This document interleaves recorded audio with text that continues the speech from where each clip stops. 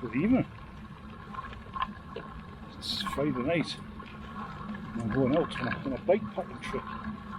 Just a local one. Where I live sort of from home. Finished work. It's already all packed. Threw the panniers on and I'm off up to, oh well, I'm on the coast to coast cycle, we'll put it that way. Where exactly I'm going to end up, I'm not too sure. At the moment, I'm on the Dirt Walk, which is a disused railway line. It goes from Consett to Swalwell, and then beyond.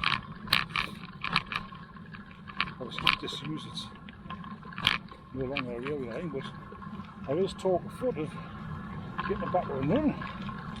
But I'm not too sure if that'll ever happen.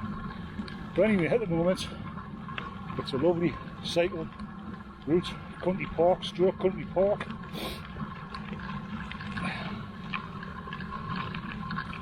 And I'm about 3 or 4 miles in now. Just going to one of the disused viaducts. So I'm on my gravel bike, just a conventional cycle. Hopefully it's only going to take us about 2.5 hours to get there. It's all slightly uphill and I've got a headwind as well. It's going to kill us again once I get up on the moors. I'm quite sheltered here and shielded by the trees. But once I get on the moors, then the hard work will start. I'm not really looking forward to it. But it does good. Just coming up the viaduct now. I'll spin us round. There we go. Little viaduct.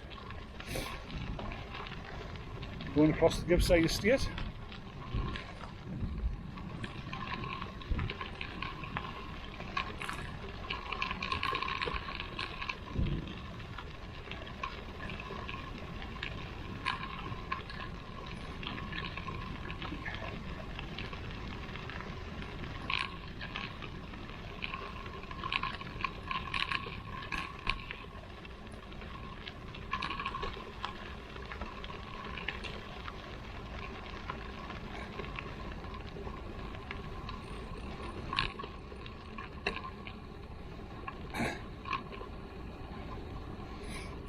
Back across the Dirt Walk itself.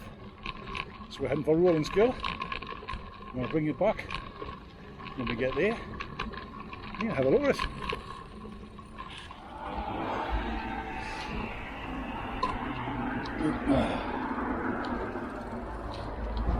So this is Gill, little village. Not seen much of it because we're sort of half bypasses.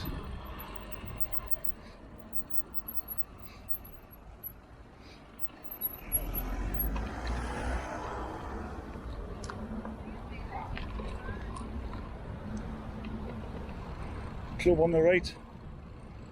Oh no. Oh, it is, aye. It's got a gym upstairs now.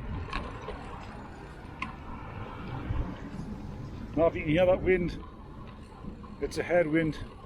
Oh. It's not bothering me in the trees, like. I'll just avoid this one.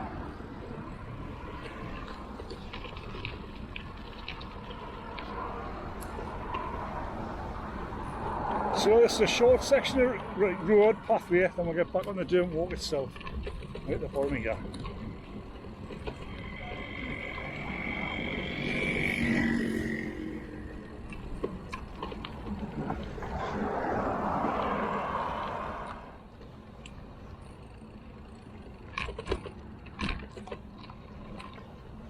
Got that much weight on the back of the bike.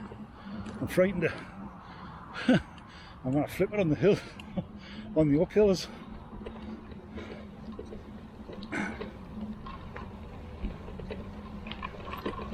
Like so here.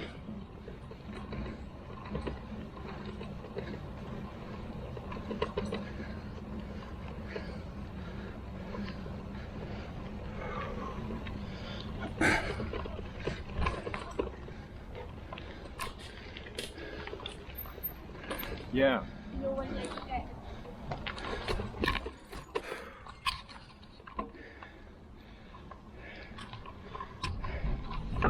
So this is another viaduct. Nice views. Chopwell Woods.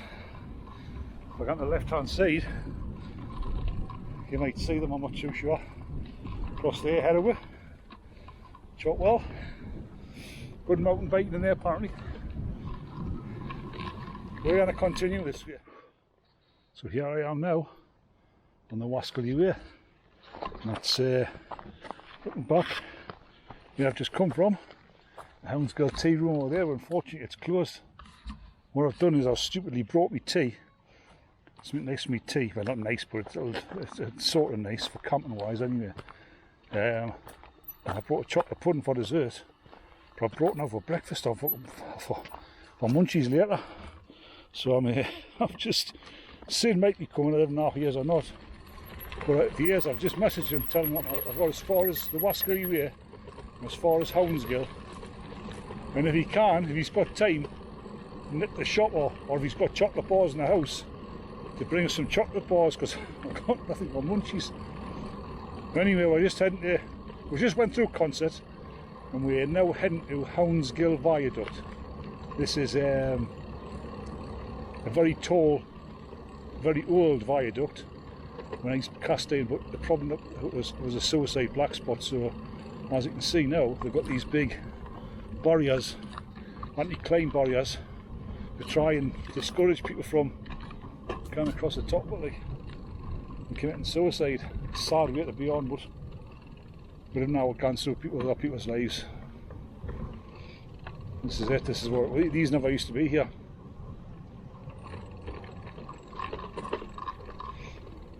It's quite a tall viaduct.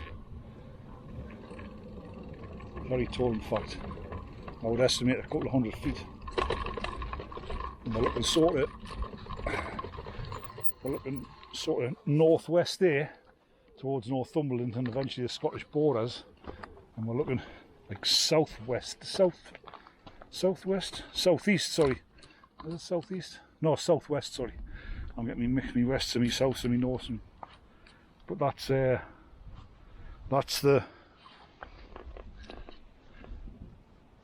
view south.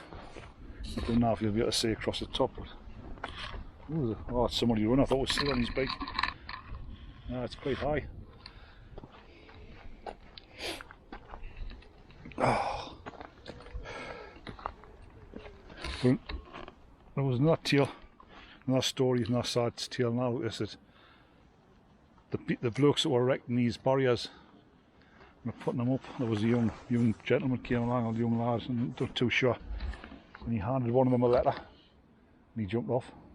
He handed in a suicide note. Sad, really sad. Missed it. Big hair there. Right. I think I'm pushing up this hill maybe. That much weight on the back. I think I've explained before, but it's popping wheelies. I'll see if I can.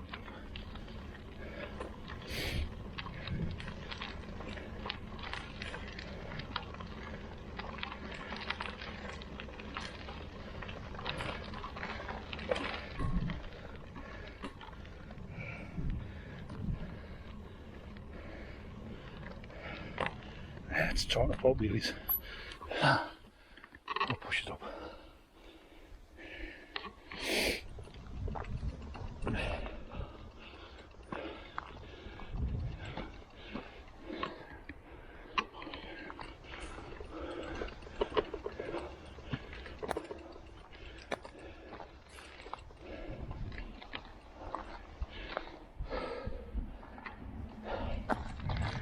This is Farmer's Bridge, but oh well, this would have been a bridge at one time. What I'm standing on. Not sure what crossed here, but it was just like a farm track or another railway line, maybe. Sent a message off, said he's going to bring us some chocolate. I don't know, he's pedalling up like, I've got a feeling he says he's just left the house. I've got a feeling he's not pedalling up, like, unless he's going to park the car further up, but he's just setting off now. He's a good 8 mile behind us. No, I think he's calling it, like, or calling some of the way anyway. But to be honest, I don't have a blame on this headwind, like. That's what it's all about, though, isn't it? It's all about the challenge. I'm not going sideways. It's just running straight ahead. It keeps looking back at once and I'm not going sideways. I keep shouting, "Gone sideways." It's not doing it. Oh, go on, gone sideways. I didn't want to chase it all the way to stand up, you know.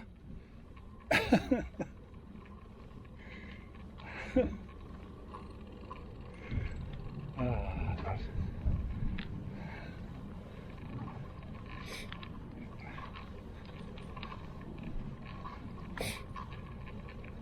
Go on, gun.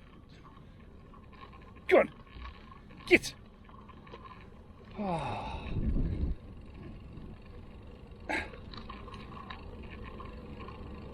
You gotta end up with a weird deal, man.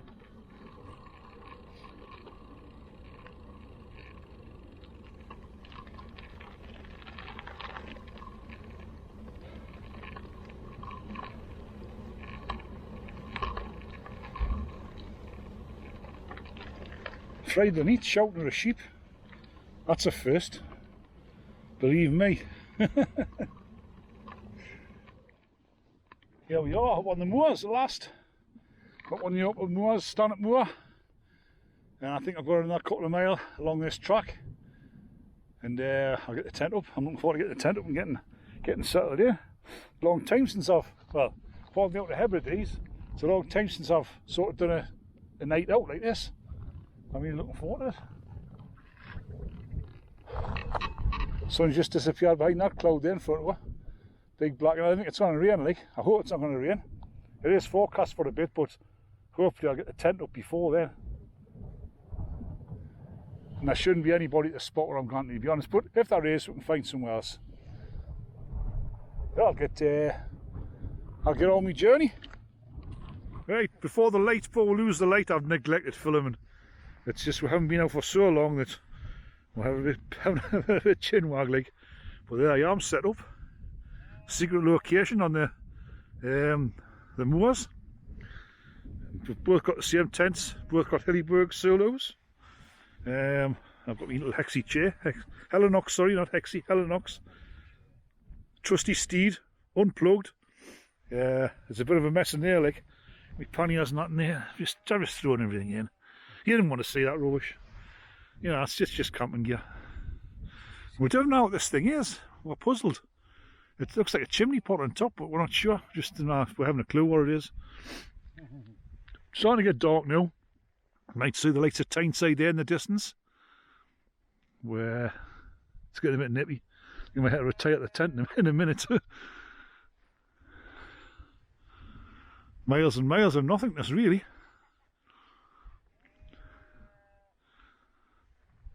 Just a few sheep. Not much habitation. Good morning all. What a sleep, what a nice sleep. We sat out about, well, Sid sat out, I sat inside the tent because I was cold. An experience through lack of camping. I didn't bring enough extra clothing with us. I was cycling, so I had my cycling gear on. And I should have brought stuff to change into, and, you know, gloves and hats, but I didn't anyway. I didn't do that. But it was good to go. We sat out, well, as I say, Sid sat out and I sat in my porch with my tent till about midnight. Just having a bit crack, you know. Watch the sun go down. Oh, excuse me. Yeah. And then about midnight, got what he's doing, like. Had some chocolate for my supper. I've got chocolate crumbs all over the tent. Didn't touch the whiskey, which I'm glad about. I was just left as with a thick head. And it's been great. Got to get back out. Hopefully I'm back into it now. I've got the cycle home, which is downhill, and I'm going to have a tailwind. So I think I could be going for a Bradley Wiggins world record. I think I could probably beat Bradley Wiggins' I don't know, 10-mile world record on the way home. Let's just see. Huh? Coffee time. Coffee. We don't have any breakfast with us. Well, Mark might, I'm not too sure. But we're going to go to Howns, Gill. Nice coffee on the way up that I passed yesterday, called Howns, Gill. I'm going to check out the breakfast in there and pedal about 23 mile that way back home.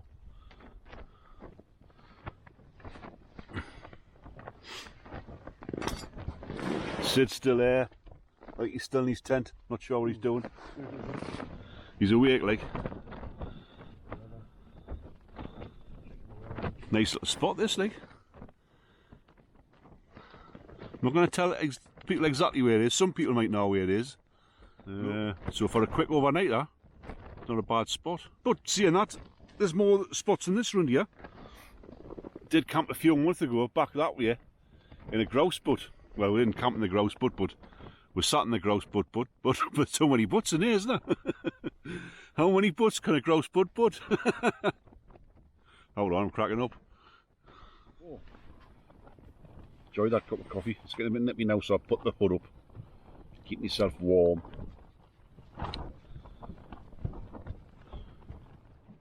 We've got a bit of bad weather coming in there across the hills. There's a reservoir down there, just down that valley called oh, I forget the name of it now.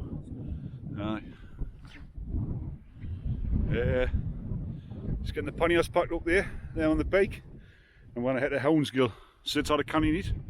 He's been out for the first time since winter. He's been preoccupied. Right, we're going to get cracking because this weather's coming in. See you back at the cafe. You are. Howns, Gill. Sid's back. Yeah. Nice views from here on a nice day, but it's not that nice of a day today, but not too bad.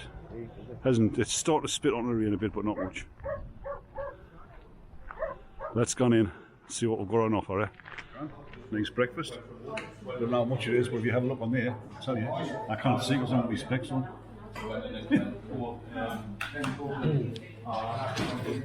we'll enjoy this and head off again.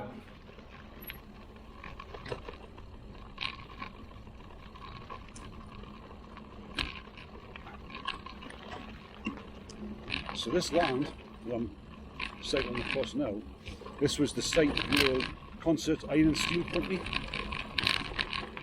Or was it just the Consett Steelworks? I don't know what company, but it was locally known just as the company. It's not here anymore, and it was closed back in the mid 70s by the then Tory government. We'll not get too much into politics, but it absolutely decimated this poor town, the town of Consett. It really, unemployment just shot up overnight. It's starting to regenerate itself now. We have new housing estates, and it's good to see it's being brought back to life.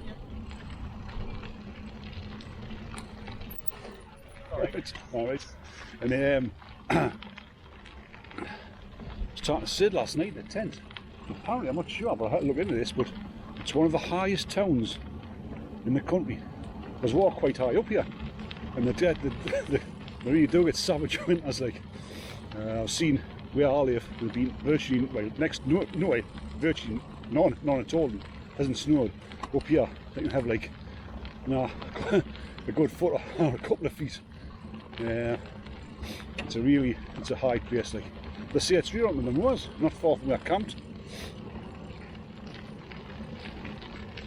And this is a bit of a memorial here to is it a memorial? You call it a memorial? I'm not sure, but it's a commemorative thing, and it's to show the. You can see it's got the steel working thing. There's the steel workers there. There's a man with a ladle in the river of molten steel, iron, whatever. And there's some more workers on a. Looks like it's like a mill. And I'm not sure what he's got. And this is like a rolling where the things are rolled into sheets. And this here is where they pour into molds, I think. Right, quite sad. Be nice to have a big industry up here. The whole area was a hive of activity years ago. There's loads of mineral deposits up on the moors, the surrounding countryside, Durham. Coal mining was big. Sadly, all them jobs just disappeared virtually. Apart from the early ones, the early mineral miners up on the moors, I would say the coal mines and the steel works were like a double whammy. So that's Consett. It's not Consett town centre, it's just the outskirts of Consett. Oh, this is always a lovely track, this. Oh, as I'm sure you'll see the camera.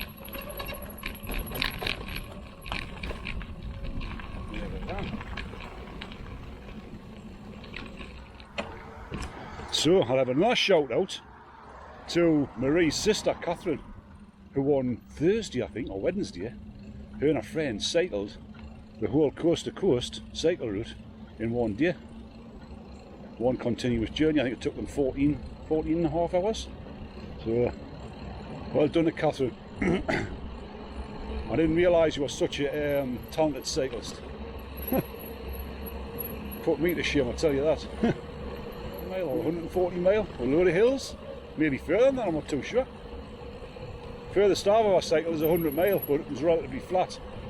It was like an out and back down to the coast and then up the coast to Northumberland, back again. I might repeat that someday.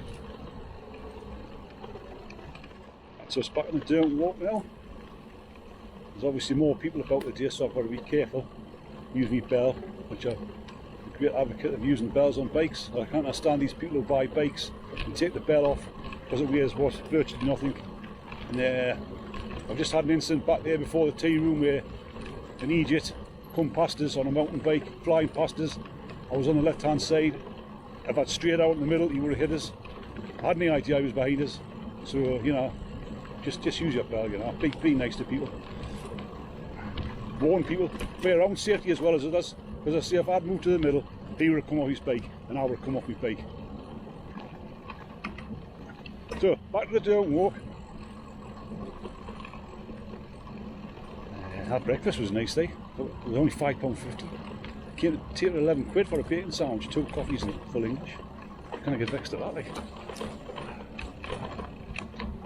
Let's see how this one this pedestrian coming past. Here we go. Yeah. Right, so bike packing, eh? It's quite good fun. Hard work at times, but yeah, again, when you're aware of the pros and cons of your backpack, with a rucksack on your back, you're carrying on your body. Whereas this, you're carrying the weight on a bike. You just got to propel the bike along, which is normally what you said. Cycling's easy, and if the hill gets too hard, you just get on the push. It's no hassle, you know. So anyway, I did out the Hebrides, did 5 islands, the South Islands, a few weeks ago, and that was absolutely brilliant. I'd recommend that to anybody to either bike pack it or walk it. It was a fantastic place. Blew my mind away. Absolutely blew my mind. I didn't realise that this place is so beautiful. So I had that. That was that holiday. My son got married the first week. And I had a week in Urban in the caravan. Right there. Right, okay, I'll keep an eye out. I'll keep my speed down. I've got to keep my eyes out for the dog running about.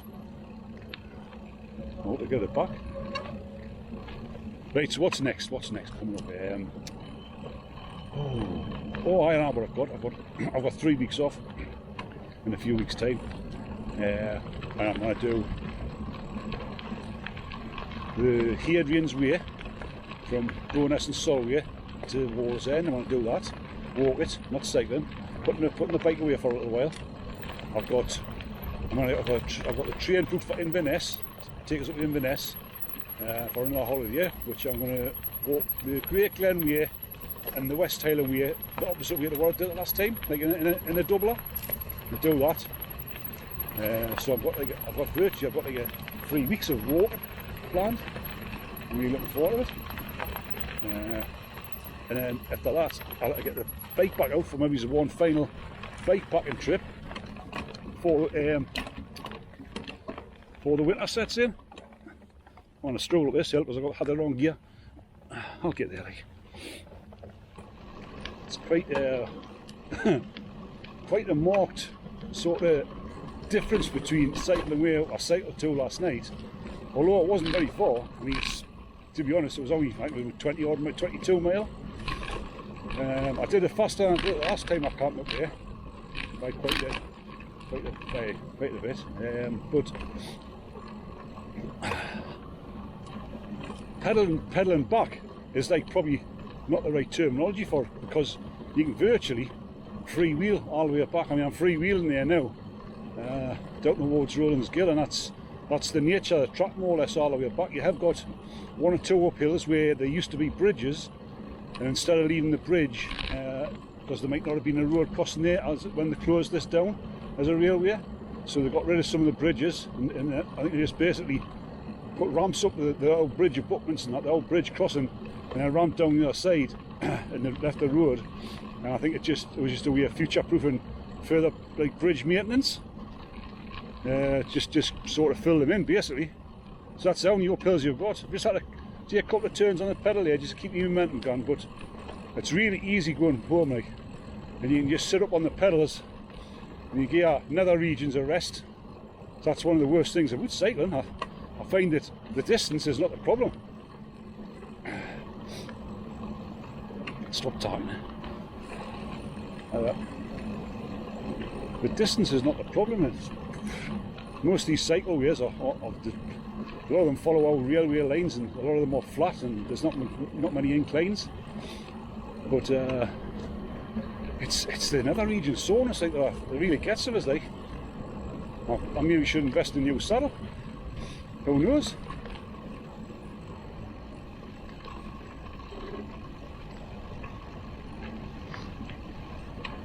The gear that I took last night, I took my solo, which is heavier, and it filled the panniers out a lot more than the tent I used on the Hebrides. That tent was rubbish. So I hadn't brought the front bar bag with us today because the volume wasn't required. But I've used the auto leaves a couple of times now, and to be honest, I think I can give them a sort of, even the short-term review, I can give them a good review. They're bomb-proof, they're built to last, like, and they've got a lifetime guarantee or a 5-year guarantee, I'm not sure. I think it could be a 5-year, but I can't see them wearing out anytime soon, like.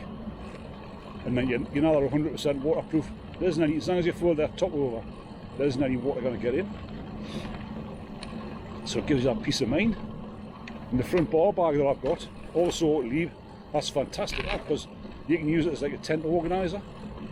Keep all your bits and bobs in that I keep losing in tents, and I'm sure any camper I know, any wild camper I know, you put things down and you know where it is.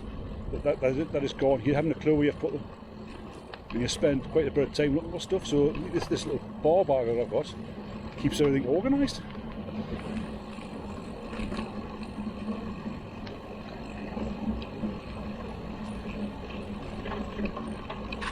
Some kind of event on, kind of run event maybe.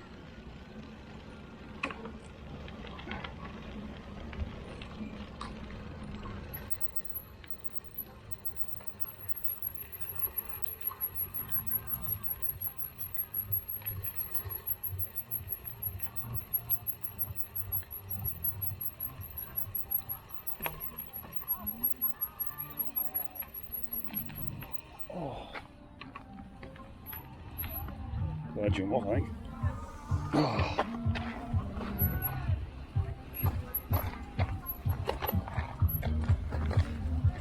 Can't see through the fence, through the hedge, so I haven't a clue what's going on. Okay, in the Swalwell now. The village of Swalwell. Apparently got its name from there being a well there.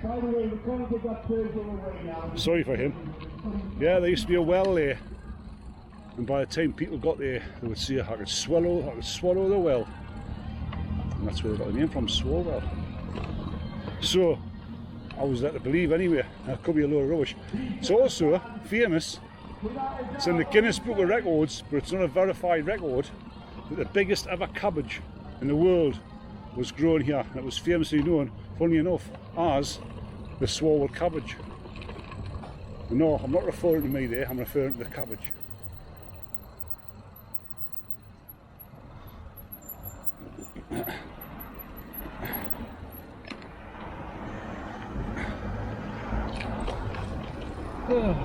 Busy.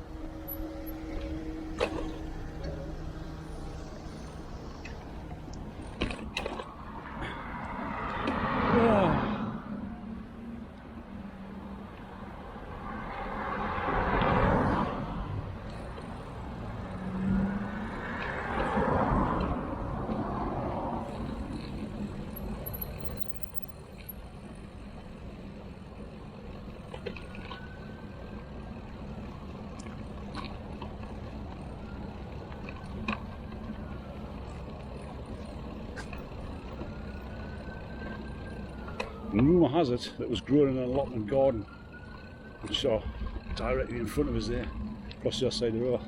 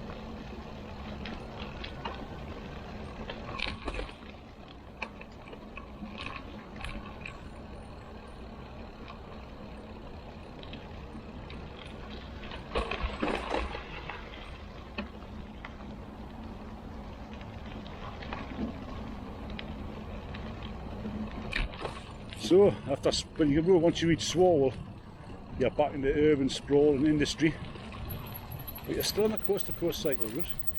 Well, you're on the coast-to-coast that would finish at North Shields, where you can't finish at Sunderland. You can split up at Consett, so you can do either way. But I'm on the Geordie's part of the coast-to-coast, which obviously I'm going to say is the better part, and to be honest, I think it is as well. Like.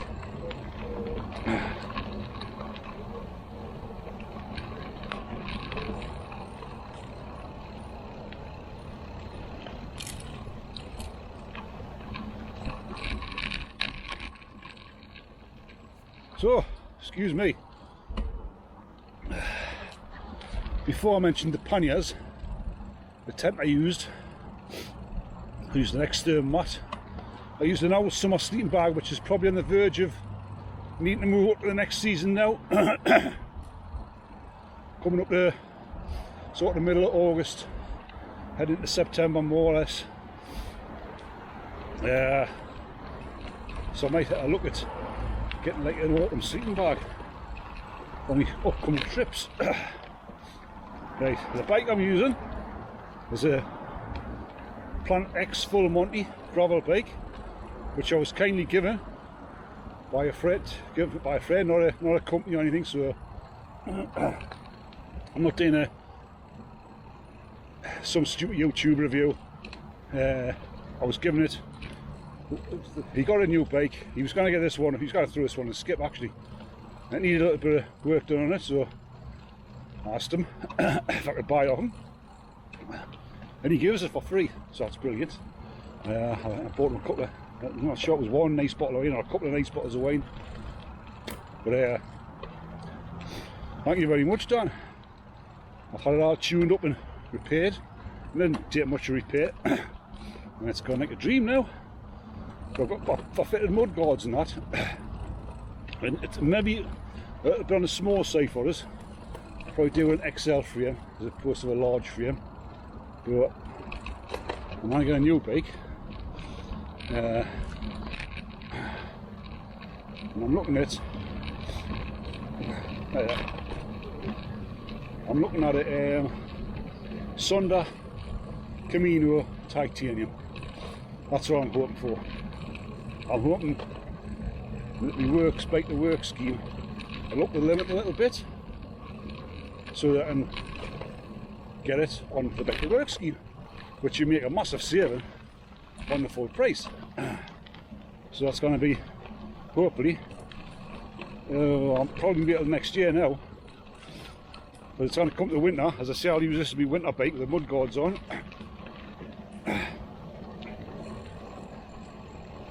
That's what I'm going to do. I'm not ready for a e-bike yet. E-bikes have got a place with people, depending on their abilities or their health reasons, or I don't know, I just maybe they didn't enjoy cycling, they don't want to get on a bike, which is an odd thing, but I think if you're able-bodied, just use an old bike. If you live somewhere where there's a lot of hills, possibly high, I'd consider one, but as it happens, where I live, we look at cycling, relatively flat, and if the hills get too much, for any hills you do come across, just push the bike, get up and push. I don't want an e-bike. I might get one, as I say, I'm going to get the Sonda Camino, and I'm going to sort of keep that until I'm about 80, 75, 80, then I might look at getting an e-bike if I'm still around. So we've got factories on the right, factories on the left. I think it's a retail park on the right actually. It's a retail park, part of the Metro Centre. The large, I think it used to be the largest shopping, out of town shopping complex in Europe at one time. Something to be proud of. And we're just cycling down the River Derwent. And this here, just 200 or 300 yards down this way, there's a white dove there. Is that a sign of some sort? Anybody tell us what a white dove means in the comments? This is where the River Derwent comes into the River Tyne, the mighty River Tyne. That's it down there. Complete with shopping trolleys, traffic cones, more shopping trolleys, and more traffic cones. And he said traffic cones there. And this road here is one of the roads where I'm under. It takes it to the Metro Centre. And that's the railway line across there. That ran out. I'm back to the usual post-camp mess. Got everything out, get rid of my rubbish, do my dishes properly, air the tent out, go back inside the tent to the stuff, to get the stuff out that I left in there by accident. What happened before was, I was going to film a bit more on the way back, but the battery ran out. And the batteries were at the bottom of my panniers and I couldn't be back to them. So, I'm back, enjoyed it. So thanks for watching, give it a like or a subscribe if you want. And I'll see you on the next one.